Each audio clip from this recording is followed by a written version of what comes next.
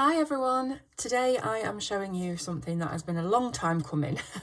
This is the Derwent Lightfast 100 pencils colour family chart.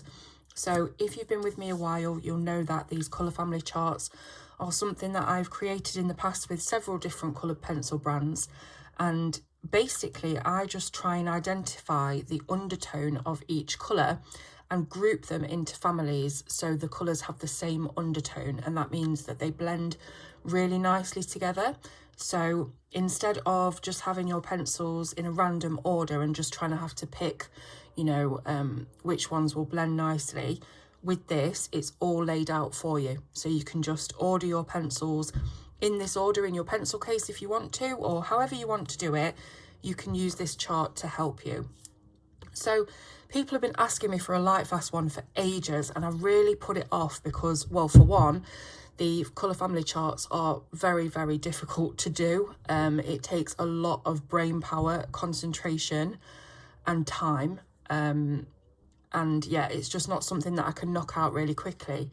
So what I've been doing is whenever anybody's asked me for a colour family chart for Lightfast, I've been sending them over to Barbara Colour. She is another lovely YouTuber, and she has created her own family chart. It's not like this.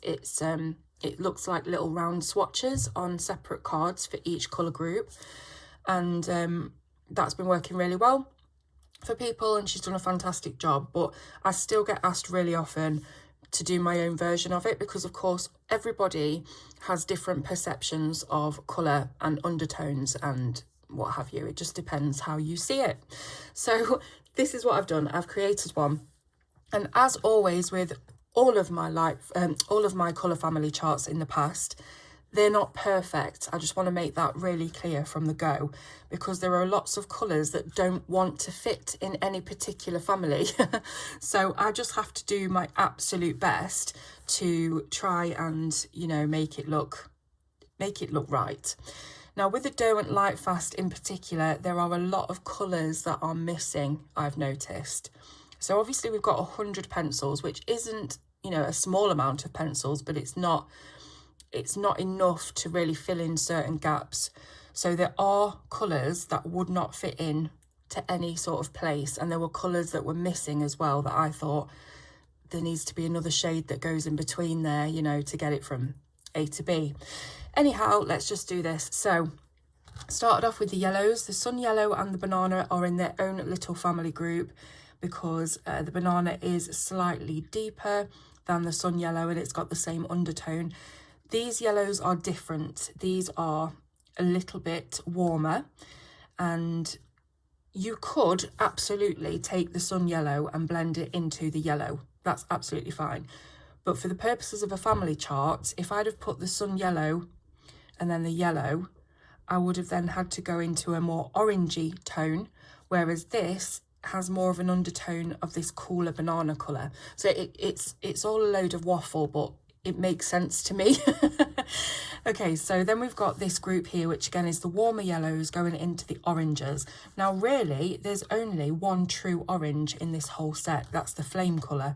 And that was surprising. It's funny when you do these family charts, what you notice, that's lacking or that there's too much of or whatever else. So this is basically your yellow to orange blend right here. Then we've got the scarlet, Derwent red and strawberry. This was another really difficult one because the scarlet and the strawberry to me have the same undertone. The strawberry is a bit more desaturated, so it's got a bit more grey in it. The Derwent red probably could have been on its own, to be honest, so I would have put that on its own here and then the scarlet and the strawberry together, but I think putting too many of them on their own is going to defeat the point of a family chart. So it will blend absolutely fine, but it's just there's a bit of difference between the Derwent red and these two, you can tell. Same here with the autumn red, cherry red and chestnut. So if we take the cherry red out of the middle, you've got the autumn red and the chestnut there. And if you really deepen this autumn red, you will end up with something like this chestnut, and that's why I've put them together. The cherry red, if we just put that next to the autumn red, you can see how that would blend, into each other. And the same again with the cherry red and the chestnut, but it just doesn't look right in the middle of them. There was nowhere else to put it. So if Derwent come out with another 50 colours, say, for this Lightfast range, I bet there's a place where I'm going to be able to put that cherry red and it'll look perfect, and the same with the rest. Then we've got these sort of red violets. So we've got magenta, Bordeaux, deep rose and purple. Again, you kind of have to look at them like this. You have to hide the other ones and you think, oh, that magenta will go into that Bordeaux, lovely. That Bordeaux would go into that deep rose. Even though this is a bit grayer and you might think would be after the deep rose, it's actually lighter. So it's going between desaturation and brightness. It's just silly. And then again with the deep rose and the purple, or you could miss the Bordeaux out and go magenta, deep rose, purple, but then there'd be nowhere to put the Bordeaux. So there we go. The oyster is an incredibly pale colour. You probably can't even see a difference to the white of the paper on the screen, but it's definitely got this sort of lavender undertone, and that's what I've put with it. So the oyster and the heather. Now obviously if you are wanting to blend these two together, there is a really big gap between these two tones of colour. So you've got a really light tint, and even though this is still quite a light pastel-y colour, there's a big difference. So this is what I'm saying about there are missing pencils here. We need some in-betweeners to go here and make this family chart, you know, really work well. The wild lavender definitely has more blue in it, even though it's not a blue violet, but it's definitely more blue than the heather. This is a lot more red. So that's why this is in this category and not over here with the heather. So we've got the violet after the wild lavender, which again, you look at them, perfect. And then the violet and the nightshade, but there's still a lot of difference between these. There's probably 3 different coloured pencils that could go between those. So anyhow, the blue violet I just had to leave on its own because it was not going anywhere. These were too blue. These were too purple. So that is an annoying colour that sat on its own.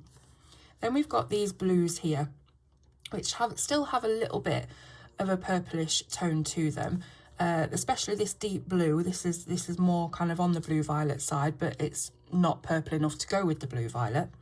So if we took the deep blue out, you'd probably go ultramarine, sapphire, denim, dark indigo. And then I've put the midnight black here because I've noticed that has got some blue to it. When you compare it to the normal black and the Mars black in this set, you can see that this has definitely got a bluish undertone to it. So that's why I've put it at the end of the dark indigo. So you can go from really light down to as dark as possible.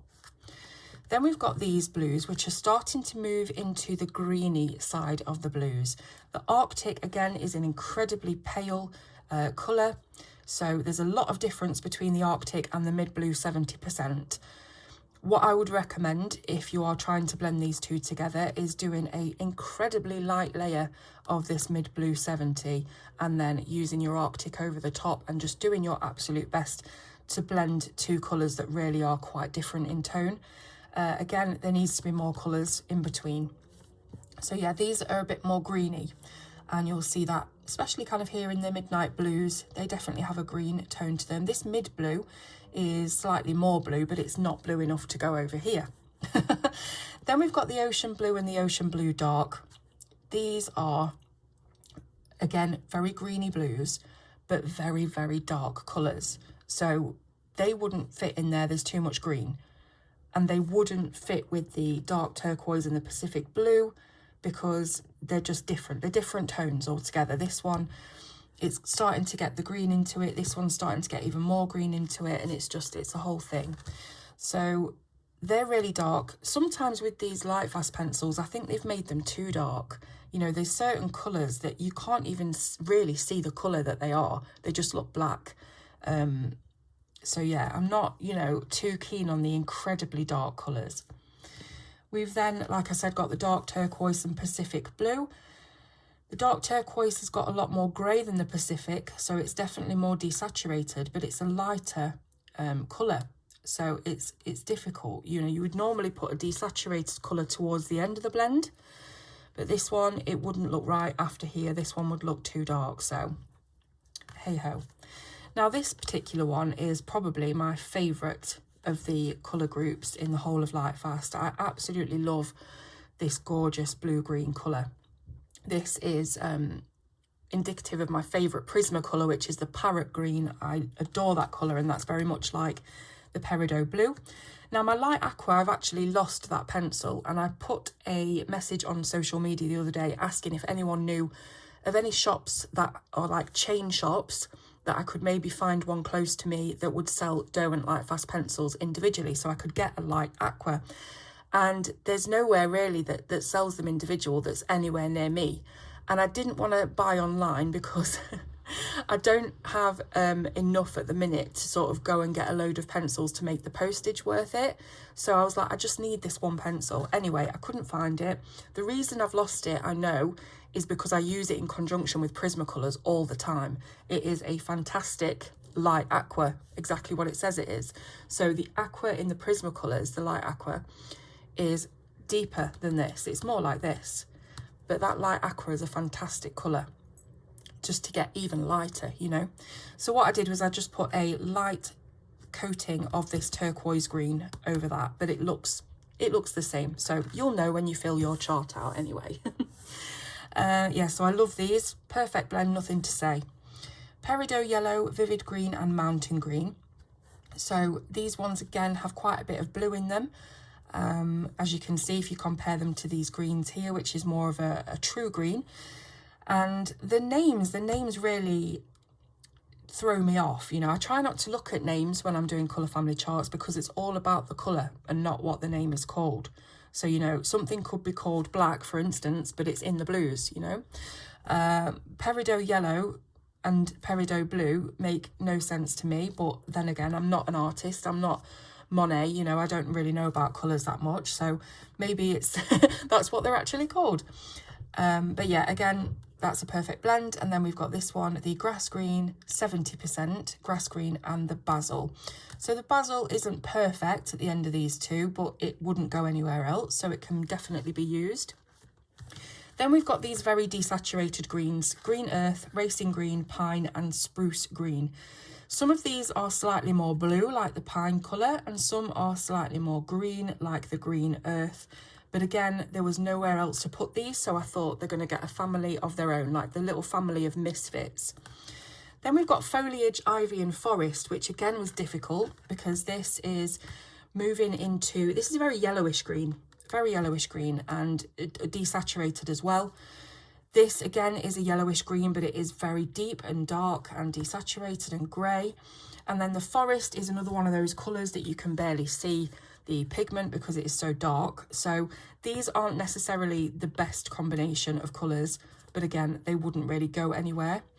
The olive earth and seaweed have a lot of brown in them as well as a lot of grey, so that's why they went together, but there's still a definite green tinge to these colours. The lichen green could go again with these two, but there's a lot more brown in it. There's a lot more ochre type raw umbers starting to come through, you know, so that's why it's on its own. Then we've got champagne, yellow ochre and brown ochre, so we're moving into those ochres now. I've put white here because that would be the closest sort of blend to the champagne. It's the lightest colour in the set, I think, apart from obviously, you know, the Arctic and the oyster, of a kind of yellowish tone. So that's why I've put the white there. It's up to you. If you don't like it there, you don't have to put it there. And then we go into the gold, golden sun, apricot and dark honey. So again, we could look at this top family here of yellow oranges, but you'll see if you compare them together that these are just far more brown. You're starting to get, like I say, very ochre in these colours. So that's why I've put those together. Here we're getting a bit more red, so we're still brown, but we're going into the reddish browns. Then we've got even deeper reddish browns, the sienna and the Venetian red, absolutely beautiful together. And then the Venetian red into the autumn brown. Again, this isn't perfect, the autumn brown, but it wouldn't go anywhere else. Then we've got ruby earth, merlot and raisin. So this is a very red kind of blue. You could definitely put this ruby earth, you know, or this merlot somewhere with these purples if you wanted to, but I feel like they go well here. These two are a very good match, almost perfect match, these two. The raisin looks like it could probably also go with these kind of cherry red chestnut colours as well, but again, it fit best here, so that's where I've put it. Flesh pink and cinnamon, self-explanatory, very good blend. Same with the salmon and the dusky pink. The fossil grey and the Mars violet is an interesting one. I was struggling with this Mars violet. I was looking all over the purples and I was like, no, it's too desaturated. It definitely is, you know, it's got a red tinge to it for sure, but it's not anywhere fitting with the purples or the reds. So I was looking at all the greys together, and this fossil grey, if you compare it with the other ones, Moonstone, Cool Grey, Mist, it's really got that red look, that red tint. So the fossil grey and the Mars violet, I've put them together, and I think, again, if you really desaturated this and lightened it up, you would get something like the fossil grey. But, you know, there should be colours in between. We don't have them. Sepia red, natural brown and chocolate. That is, again, your very chocolate browns, really. And then we've got light bronze and warm earth. So these could have been put, I suppose, up here with the lichen green. They've got a similar sort of look to them, but I guess they're kind of olivey. They're olivey colours, these ones. Really, really nice, especially the light bronze. Then we've got the wheat and the Van Dyke brown. Again, loads and loads of colours should be in between those because they're too different to each other, but the undertone is the same. Again, very umbery undertone. The greys are a bit weird in this set, I've got to say. Obviously, we've got that fossil grey on its own. Then we've got this warm grey and taupe. Now, taupe, I was thinking, can that go with the Mars violet? Probably could at a push, but I felt that it fit better here, going into the Mars black. And again, the warm grey and the taupe are a little bit different in undertone, but it's the best place for them. Moonstone and Cool Grey, there's not too much difference between them. I think Moonstone's maybe slightly warmer, but again, you try and match that with any of the other greys, it's just not going to go, so they've got to go by themselves. The Mist and the Cloud Grey, put these together because this one is a light silvery colour and the Cloud Grey is actually a silver. It's got a metallic sheen to it. I don't know whether you can see it, but it is. It's a metallic pencil. I would, you know, bet money on that. So that's why I put those together. Then we've got the Platinum, Granite and Black. Again, obviously loads of space between these tones to put filler colours in, but this is all we have to work with. And, you know, like I said, the greys are weird on this. You've got this, which is called a cool grey, and it really isn't. It's an elephant grey. It's a warm grey. If you compare it to, say, the Platinum or even the Mist, you can see that it's definitely got the brown tone in it to be a warm grey, so it makes no sense. But anyway, as always, this chart is absolutely free. The link in the description will take you to it, and you can print it and colour it yourself. And I think you'll probably see my struggles and see what I mean when you get pencil to paper, because it's difficult to see, you know, on the screen. A lot of time the camera changes what the colours actually look like. So anyway, I hope that you've enjoyed another ramble through one of my videos, and I hope that you really find the chart useful. And please do take a look at Barbara's colour chart as well. She's had it done for a while now, and it's in a different format, so that might be a format that you prefer. I am here to serve you. So whether you like this format or whether you prefer something like Barbara's, it doesn't matter to me. I just want you to get the best out of your colouring, and yeah, it's great. So anyway, thank you so much for watching, and I will see you soon on Colour with Claire.